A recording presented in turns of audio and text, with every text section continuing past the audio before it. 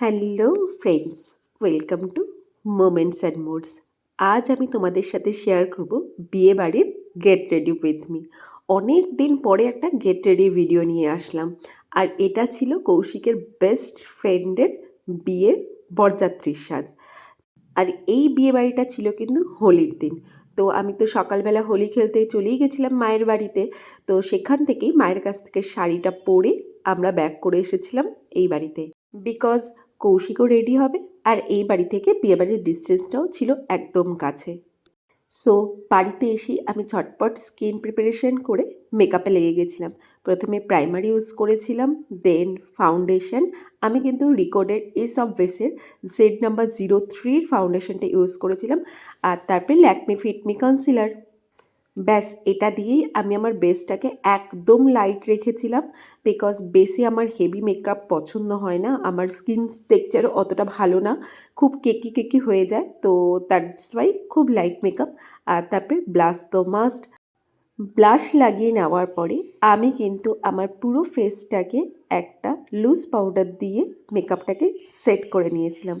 তারপরে আইব্রো করেছিলাম।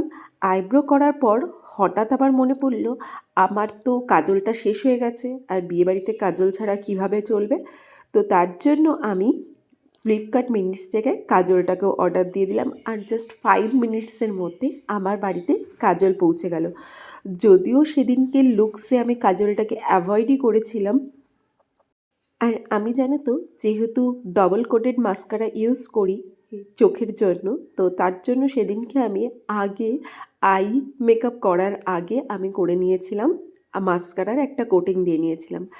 আর এইটা আমি আমার বিয়ের সময় এই আইশ্যাডো প্যালেটটা নিয়েছিলাম মিন্ত্রা বিউটি থেকে। এই কালার প্যালেটটা জাস্ট অসাম, যেমন পিগমেন্টেশন তেমন কালার ভেরিয়েশন কিন্তু এর মধ্যে রয়েছে।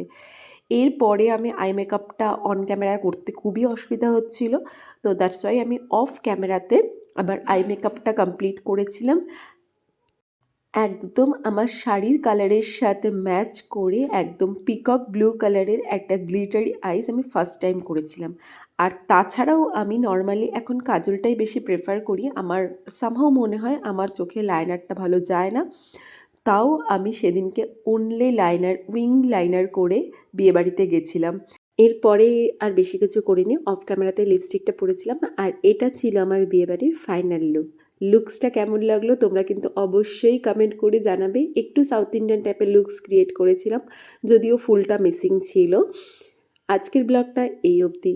সবাই খুব খুব ভালো থাকবে। দেখা হবে অন্য কোনো ব্লগে।